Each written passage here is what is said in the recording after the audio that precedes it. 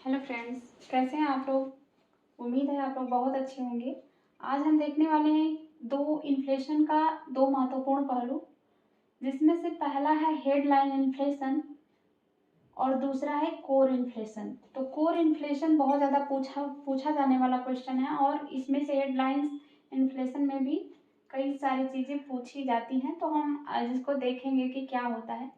तो headline inflation ACPI based होता है, CPI पे बेस्ड होता है, यानी कि कंज्यूमर प्राइस इंडेक्स पे बेस्ड होता है। पिछली वाली वीडियो में हम लोगों ने देखा था कि CPI क्या होता है और WPI क्या होता है। यदि आप नहीं देखे हों तो पिछली वाली वीडियो देखेंगे तभी समझ में आएगा कि CPI और WPI क्या होता है।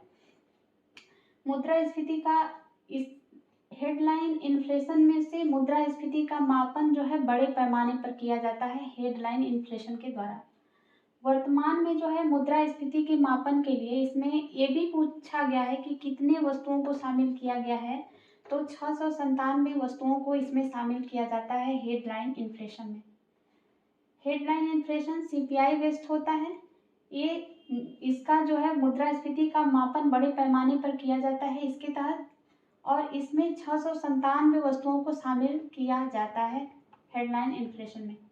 कोर इन्फ्लेशन क्या होता है? कोर इन्फ्लेशन हेडलाइन इन्फ्लेशन में से खाद्य पदार्थों की कीमतों में जो उतार चढ़ाव होता रहता है, जैसे कि मान लीजिए आलू की कीमत आज 15 रुपये केजी है, कल 20 रुपये हो गया, परसों 25 हो गया, फिर नरसों जो है 10 हो गया। तो ये जो कीमतों में उतार चढ़ाव होता है, खाद्य पदार्थों की कीमतों में उतार चढ़ाव, और डीजल और पेट्रोल की कीमतों में भी उतार चढ़ाव आप लोग देखते हैं प्रतिदिन। आज कुछ और है, कल कुछ और रहेगा। तो इन दोनों को प्लस करके यदि हेडलाइन इन्फ्लेशन में से घटा दिया जाता है तो हम लोगों को मिल जाता है कोर इन्फ्लेशन।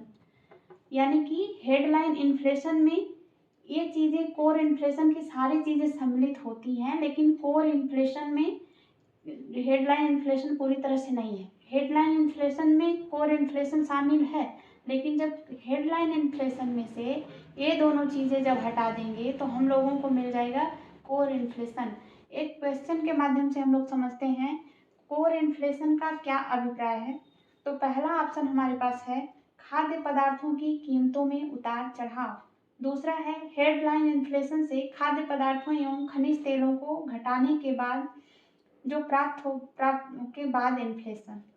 सी ऑप्शन है उपर्युक्त दोनों और उपर्युक्त में से कोई नहीं। तो आप जानते हैं यहाँ पे कि खाद्य पदार्थ की कीमत का उतार चढ़ाव और खनिज तेल की कीमत के उतार चढ़ाव को घटाने के बाद जो बच जाता है वही हमारा, यानी कि ऑप्शन नंबर B सही हो जाएगा। हेडलाइन इन्फ्लेशन कहा जाएगा इसे।